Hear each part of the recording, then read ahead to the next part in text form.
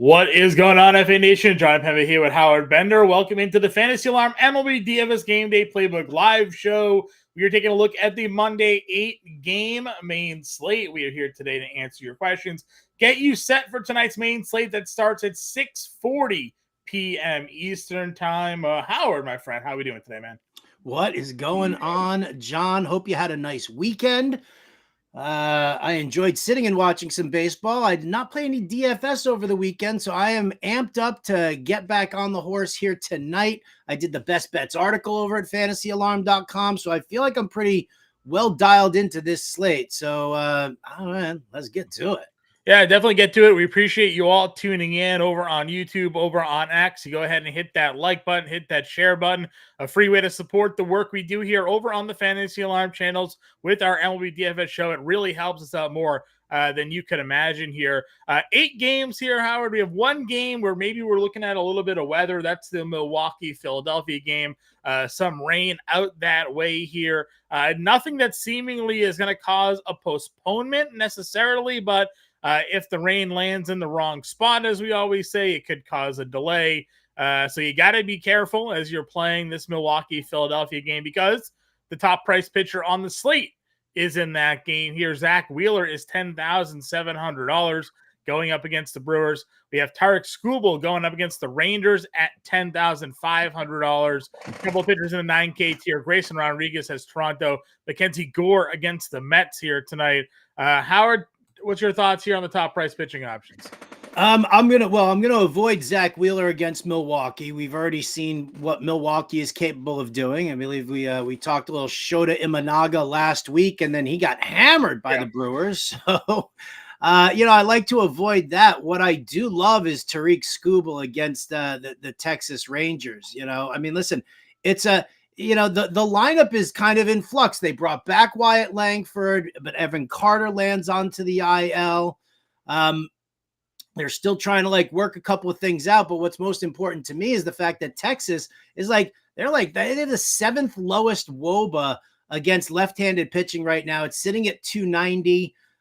They don't draw a ton of walks. They strike out about 23% of the time. But another thing to kind of focus on is that they don't hit for a lot of power, just a 118 isolated power mark against left-handed pitching. I like Skubal on the strikeout front here tonight. So I'm probably going to look at him against the Texas Rangers. And I don't worry about Eovaldi starting for Texas because, Eovaldi only went 3 innings and 37 pitches the last time he was out. So maybe they bump him up a little bit, but they're taking him very slowly. So Skubal, to me, by far and away, the number 1 guy on the slate. Yeah, if Grinch Grande pointed out on the preview show, Nathan Eovaldi had no rehab start, so they just kind of are building him up live on the go here when it comes to what his pitch can be. Now, he could very well get back up there to 70, 75 pitches today and do well. I'm kind of with you there. Skubal, certainly one of the top plays. If you're looking at the ownership, which will be updated over on Fantasy Alarm here after the show today, but giving you a quick sneak peek, it is the top 2 price guys. They're getting all of the top rostership. Basically, lineups are starting with Wheeler or Skubal and then kind of moving their way down here today. So when we go below that group, for me, it's hard not to like Justin Verlander at $8,800 against the Cardinals. Cardinals have been kind of a punching bag for us this season, especially against right-handed pitching here. Strikeout rate for them at 25.6% on the year, over the last couple of weeks, rather, on the year. That strikeout rate against right-handed pitching right up there as well, 24.5%, 6th highest rate. Verlander coming off back-to-back 9 strikeout games. I think I'm plugging in some Verlander tonight.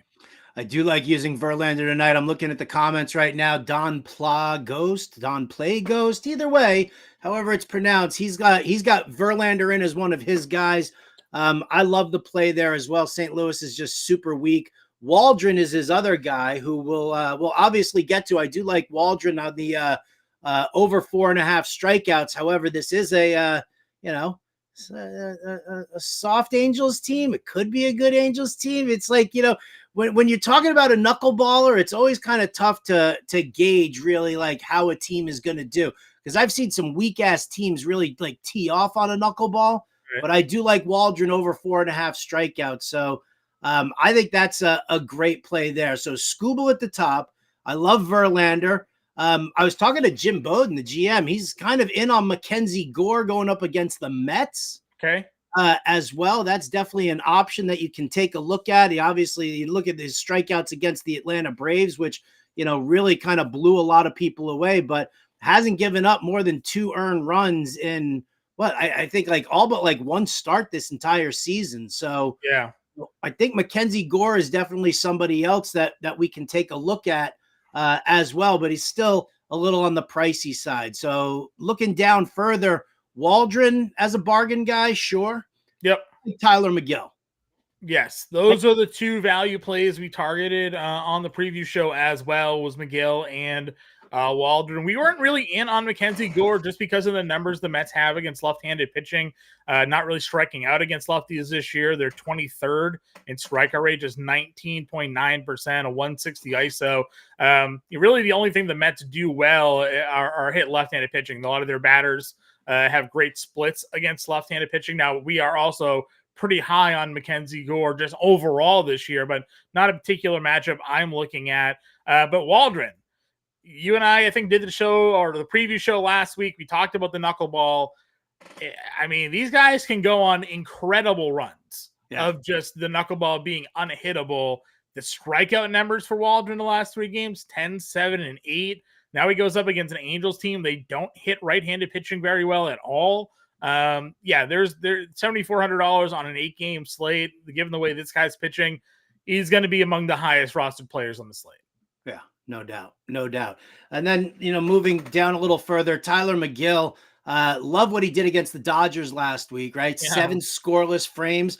Like, that was the thing. Like, he came in and he had his first start back from injury, was like 5 innings, like gave up like 2 earned runs, looked good doing it. And so then you were like, okay, what's he going to do in his second start? Because when we see guys come back from injury and they're shortened outings or whatever, when he came back and blew away the Dodgers there, I mean, that really piqued my curiosity. Now, we know that Washington likes to work the count a little bit more, but if you look at what their numbers have been, looking against right-handed pitching right now, they've been hitting the strikeouts a little bit more healthily there. They haven't been really diving too deep in. So I think McGill is in play here for sure. Yeah, one of the things we highlighted last year, obviously, was that they did walk a lot. They didn't strike out a lot, so they made them a very tough team to go up against.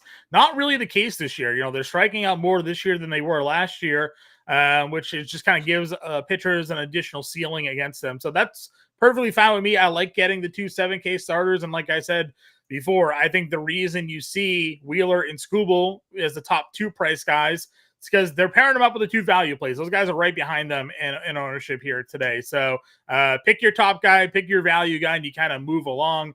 I like Don's question here. Don't rush it, baby. Just take your time with it, baby. Play with it a little bit. Foreplay.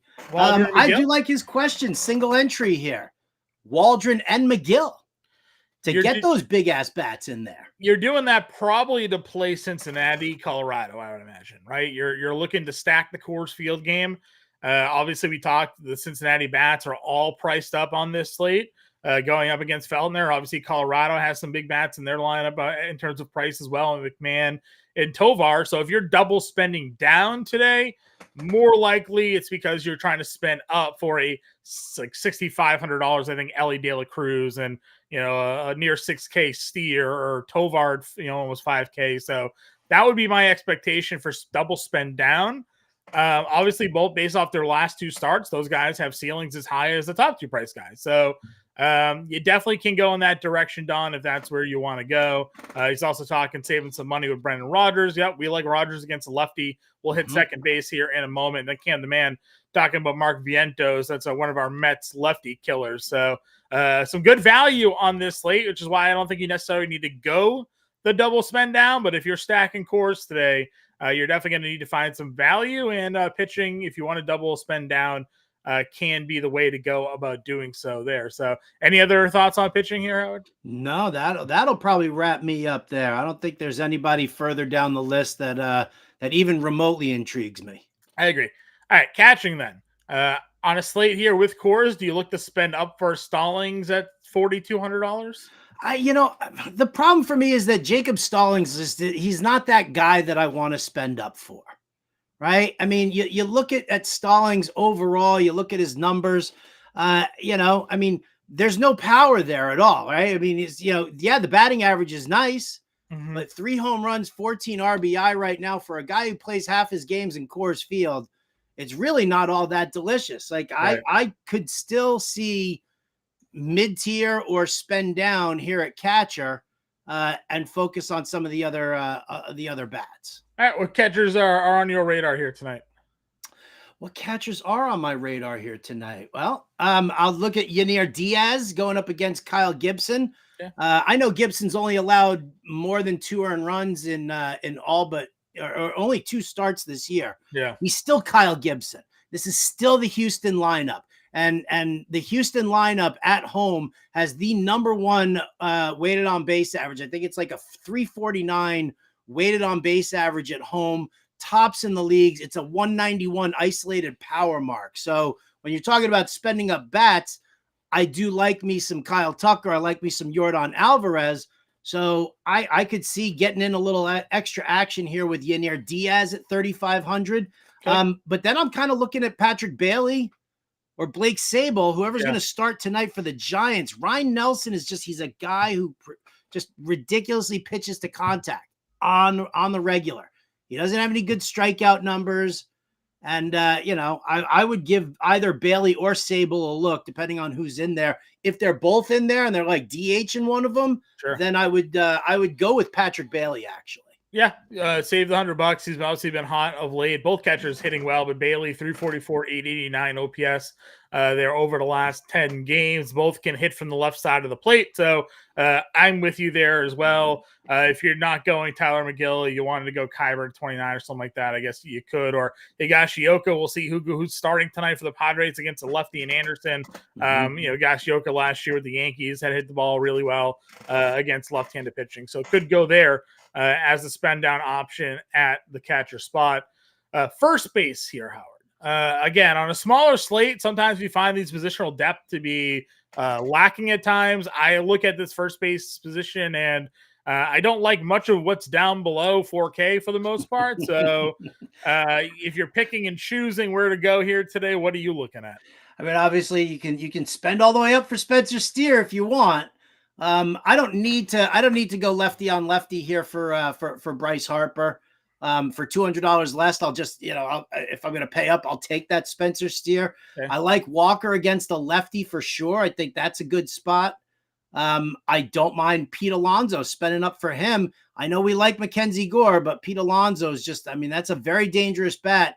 And he looks like he's been heating up a little bit more lately. Yeah, we know the power is going to be there. And again, the one thing the Mets do is hit left-handed pitching, and Alonso sort of in that same sense there as well. And again, after that, it doesn't really feel like there's a lot for me. If you wanted to go Ryan O'Hearn because you're not a believer in Kevin Gossman's, recent better starting stretches, then he's $4,300. But it's not like we're looking to attack Wheeler, even if we think the Milwaukee matchup is a poor one for him necessarily. You got lefty on lefty with Lowe. We like Verlander too much.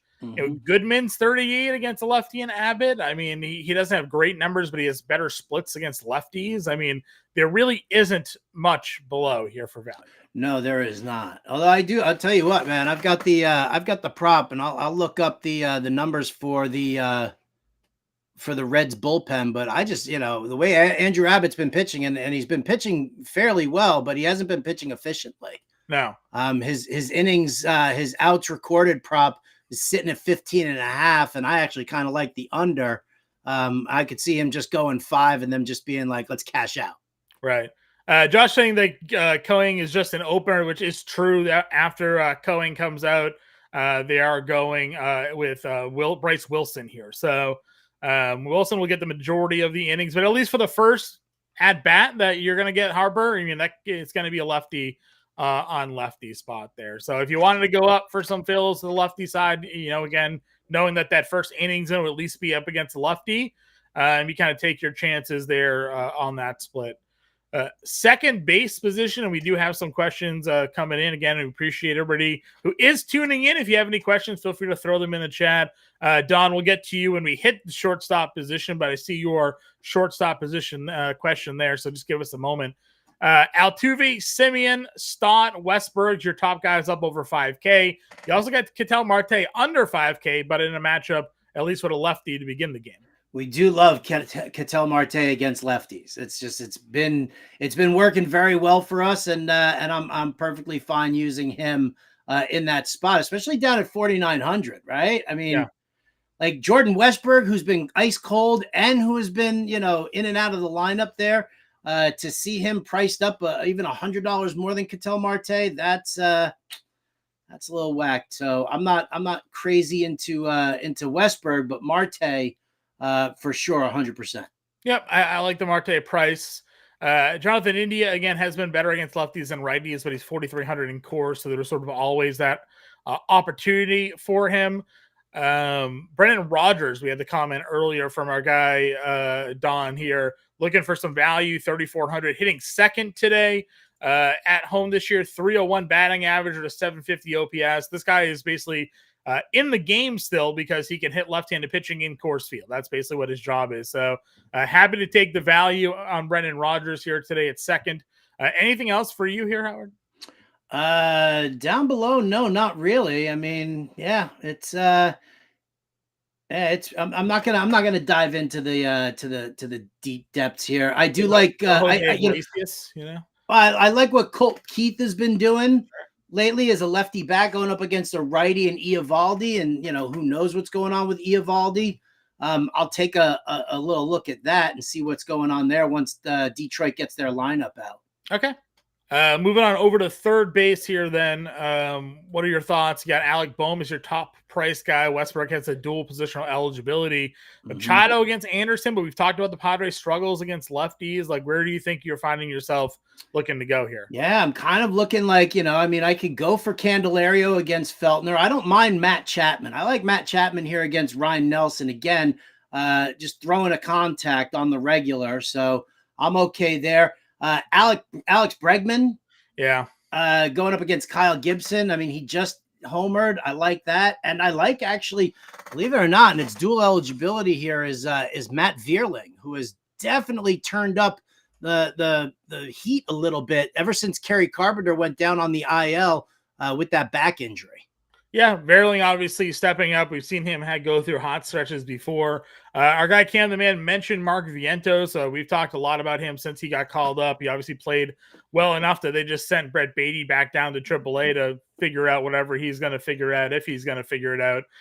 Against left-handed pitching on the year, obviously it's a super small sample size. It's just 27 plate appearances, but Vientos is hitting 444.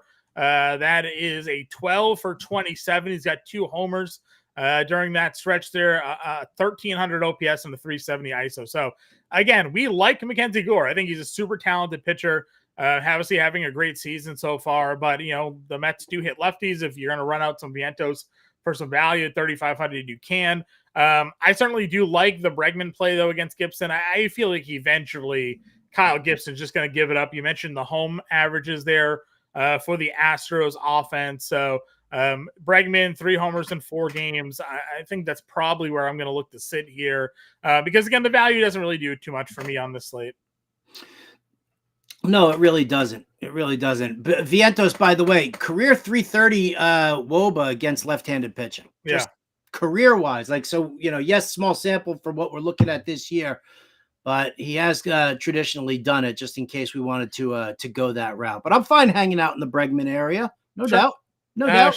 Shortstop brings us to our question from our guy Don here, who wanted to know Seager, Tovar, Adames, or Lindor. We had to pick a shortstop here today.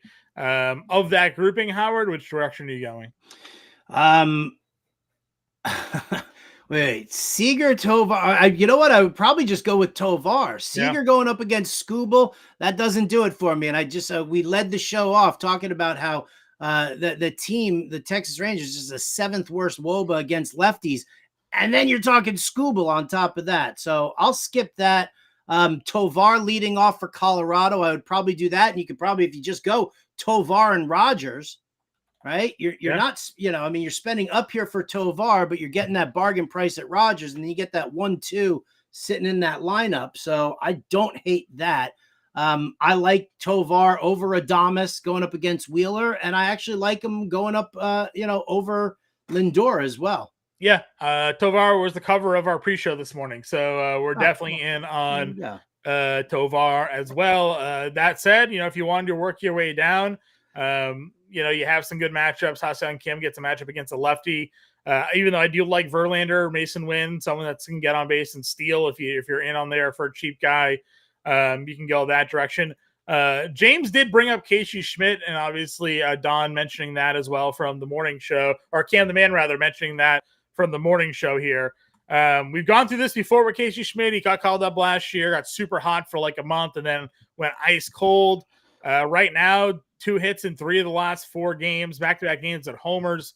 $2,200 punt play, third base, shortstop eligible. Would you give Casey Schmidt a look tonight, Howard? I mean, if you need the salary, you really need to punt. I don't hate the move at all. I actually like Casey Schmidt, and like you said, he is a very streaky performer. So, if you strike while the iron's hot, we could probably move into that. I mean, because again, it's Ryan Nelson. Yeah, and I'm perfectly fine using a lot of Giants against Ryan Nelson. Sure. Ryan wants to know, is Eovaldi a good pivot off the chalk of Waldron? The only question we have here, Ryan, is the pitch count, right? He only threw 3 innings last time out. We don't know if he's going to be pitching deep enough into this game to where he's going to pay off sort of where he's at in that mid-tier price tag. We've talked about going Taylor McGill as a pivot off of Waldron today over Eovaldi, unless we get any sort of indication that Eovaldi has like no limitations today. If Eovaldi had no limitations, he would probably be one of my favorite starters on the board. Even though he's got that matchup against Detroit, I would really like Eovaldi against Detroit tonight. But I can't do it if he's only going to pitch 4 innings and not get a win or risk for low fantasy points. So it's kind of where I'm at there with Eovaldi.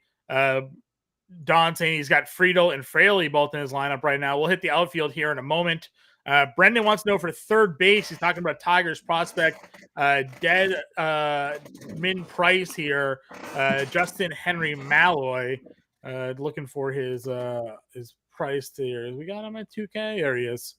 Again, I'm not really looking to go against Eovaldi today, but what are your thoughts here? Yeah, I'm not. I mean, listen, I'm not really looking for this kid to make a huge splash. Definitely wasn't like super high up on everybody's prospect list. It's nice that he got the call up here, but again, I'm not, like you said. We know that Eovaldi's working his way back. Like, who's to say that Eovaldi doesn't efficiently throw 78 pitches and close out 6 innings of scoreless baseball? Like, that's definitely a possibility that we're looking at here. So, I mean, if you're that like crazed about dumping, a position, you could go there, but there's nothing about Malloy's profile that like screams to me like, holy shit, we got to get this guy, into our lineups. Yeah, I have more excitement over the kid that the Orioles just called up. Sure.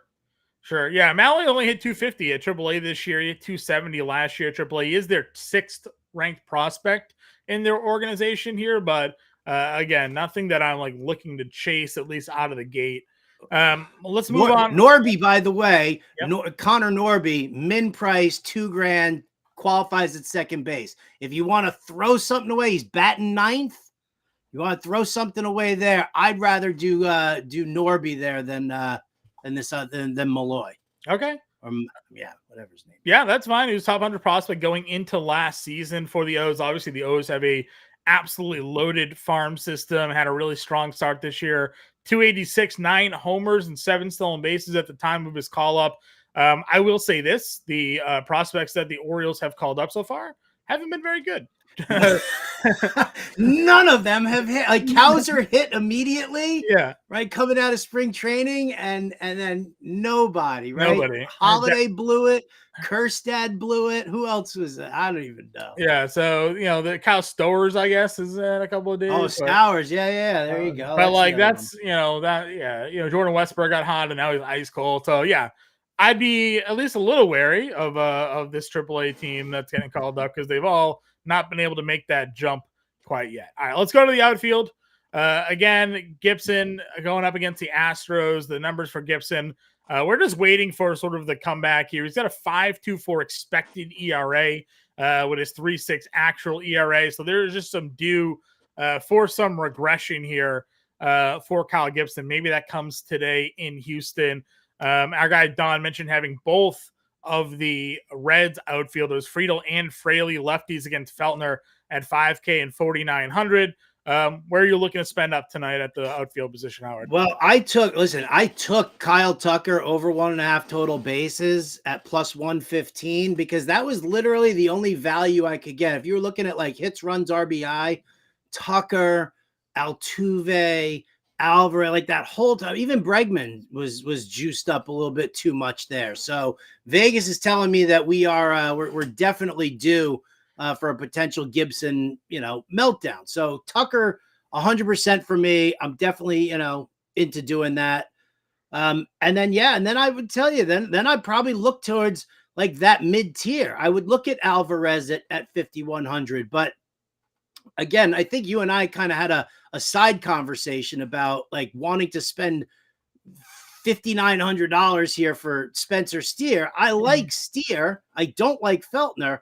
But 59 is just, it's for Spencer Steer. It's not even the right split for him. Nah, I will say he is at least like starting to hit the ball better and it's cores.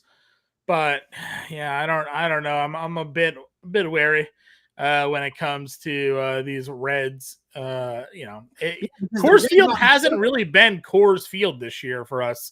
Certainly some matchups they've scored a lot of runs, but it feels like more often than not we've been more let down than we've had come through for them. Jordan to me feels too cheap at $5,100. He should be priced up in the 55 plus range. So I'll take the discount. Take that discount there. Mid-tier guys for you, Howard? I mean, I like Friedel and Fraley, but again, we also have to kind of take into consideration that the Reds have not been a good hitting team outside of our good friend Ellie De La Cruz, right? Sure. Like everybody else has kind of had their struggles. And now not only you're going to Colorado for the first time and you're dealing with the altitude today for the very first time. You have Coors Field East sitting there that you play your home games in. And so you don't really, you're not really mashing it, like crazy at home either. Right. So while yes, you could go Friedel and Fraley, and I'm fine with that because Feltner does blow. I'm just saying you're really kind of, to me, I think you're limiting yourself everywhere else by like locking in 2 Cincinnati Reds outfielders here. Sure. Just in terms of park factor, if you go over to StatCast and check it out, Coors Field ranks 9th for home runs. So generally we expect them to be 1 or 2. The Great American Ballpark is 1 in park factor for home runs here. So they definitely play in actually the most favorable hitters park. Coors Field is still the top park factor overall. But again, we feel like that Rockies lineup really hasn't come through for us nearly as much. Any other outfielders in this mid-tier range for you? Oh, yeah, probably. Doyle, 43. What's that? Brenton Doyle at 4,300. Not terrible. Brenton Doyle at 43. Yep. I think that's a possibility there for sure. Lane Thomas has been running like a madman. What's that? Lane Thomas has been running like a madman. Lane Thomas has been running like a madman, which I can definitely get behind 100%. Because they're showcasing him also because they're going to want to trade him off. So I think that is definitely a possibility. So I'm just looking kind of in like that mid tier. Yeah, I like JD Martinez against Gore. I don't really. Yeah, just say I don't really like. I don't really like this mid tier outside of you go Thomas. I look at it. Starling Marte, Jesse Winker. Neither one of those guys really excite me, because I do like both pitchers they're going up against. Sure. Veerling against Eovaldi, I thought that was fine. I'm okay doing that. What you got? Gurriel going up against the lefty. Yeah, we like that. Yeah, him and Martinez for me, I think work out fine. Again, the thing with Miller, he's just the opener. After that, they're going to Spencer Howard, the righty. Oh, that's right. I forgot they had Spencer Howard in there. All right, never mind on that. So you'll get an at bat for Gurriel probably against Miller, but yeah, that doesn't turn me on enough. Yeah, I'm with you there. So I like JD Martinez, like I said, at 4K. Verling, you talked about, he's at 4K.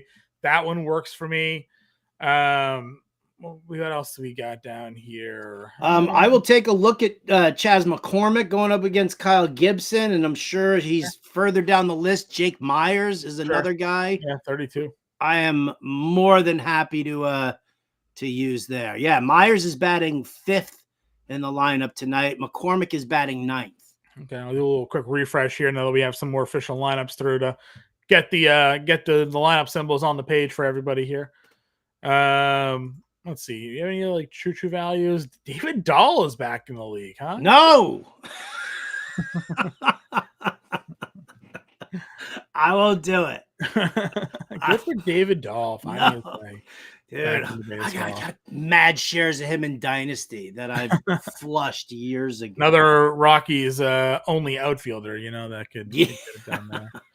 All right, that's probably it. Let's get a lineup build going here. Is that it? There's nothing deep. There's no like. Well, Jake Myers is still only 32. Yeah, he's 3,200. Jeez, he's cooled off a little bit, but still not the worst. Yep. Let's see if. By the way, I'll check and see if Akil Baddoo is in that lineup there. He's always, he gets that call up. He feels really good about it. Hits well for about a week or two, and then he sucks. Sure. I'm plugging in Verlander and Waldron. I think they'll give us some lineup flexibility. Do it with where we want to go here. I think we talked going Tovar at shortstop today. Cam, I am not buying a Dahl jersey. You're not getting me a Dahl jersey. Listen, I will never come visit you for extra toppings if you treat me like this, Cam. Cam the man, the ice cream man, vanilla Cam, ice cream. He is Cam the ice cream man. Vanilla ice cream, the goatest of all ice creams. The goatest of ice cream. All right, just taking it upon myself to plug in Rogers and Tovar. Okay, perfect. Value there. Did we want? I guess how much value do we want? Because Casey Schmidt is 2,200 with third base eligibility. Did we want to go all the way down and then give us some money to spend up in the outfield? Or did we want to go with like a Ryan McMahon, or actually McMahon? Is McMahon not in the lineup tonight? McMahon's not in the lineup today for the. You know why McMahon's not in the lineup? Is there a lefty on the mound? Because he sucks. Wow. And there is a lefty on the mound, but we could go Bregman at 41. Oh yeah, you did like Bregman. I'm fine using that. Because we didn't really love first base, right? So no, it was either spending up for Alonso or Harper or Walker here. Where do you throw Vientos at third? Yeah, we could go Vientos at third. If we do Vientos, I guess we could do Pete Alonso and do a little 2-man stack against now we're cooking with gas. Do we like Astros or Rockies for a single entry? Jeffrey wants to know. I mean, I feel like Astros just because it's the I mean, everybody's going to play Colorado, right? Yeah. Everybody's going to play Colorado. Yeah, I'm going to be contrarian today. I would go Astros as well. All right, we got you go little Patrick Bailey. You got to throw a little Patrick Bailey, Casey Schmidt in there, and then pay up for 2 outfielders. Well, I got Bailey, Alonso, Rogers, Vientos, and Tovar. We got 4,600 for 3 outfielders. So I like that. I kind of want to plug in Jordan. Okay. If you had to pick Friedel or Fraley. Yeah, Cam the man, pick one of the 3 Reds outfielders. If you had to pick Friedel or Fraley here, Howard. I guess I would probably go with Fraley only because he's got the bigger power upside. Okay. I like Friedel, and Friedel can, like, he'll steal some backs. I don't make me choose. Okay. Put them Fraley it both. is. He's the first one you said. He's also on my FSGA team. So we'll ride some Jake Fraley. That gives us a $3,900 outfielder. Could give us Lourdes. Let's see here. What else was there? There really wasn't a lot of value outfielders. Verling, we're 100 off Verling here. Okay. Which you did like. Was Fraley cheaper than Friedel? No, Fraley was $100 cheaper. Maybe we go off Bailey. Save some more money at catcher. Let's see. Kybert's hitting cleanup today. We'll go Kybert against Taylor McGill. That gives us a $4,200 outfielder. We can go the 1-4 Thomas Ruiz against McGill here. There you go. All right. Little mini stack of Nats. Yeah, a little mini Even though I like McGill. I'm just, for the record, I still like McGill. I like McGill. Ownership likes McGill, but we're just being a little different here. We got a little Mets Nats game stack. We have a couple of Rockies. We got a red comeback, and we got a one-off Yorna and Alvarez going with Verlander and Waldron for our starting pitchers here today. David says dump Verlander, pick up McGill, and then we'll be able to get some more money. I like Verlander though, man. I mean, I hear you. We had our guy Don mention the double spend down earlier today. I guess we have a little time. Let's see if we let's check it out. Let's see what it looks like. All right, we do the double spend down, which means we gotta get rid of our Nats. Get rid of Ruiz. We'll go back to Patrick Bailey. Yeah, Bailey at 32. Gives a $5,400 outfielder there. You can go right, just plug in both. Plug Friedel in. Friedel and Fraley. So that way we don't have to choose. I like that. There you go. So if you're looking to double spend down here, you can example lineup on that. $400 left over as well to build your lineups around. Can demand say Verlander's going to give us the nuke tonight. I hope so, man.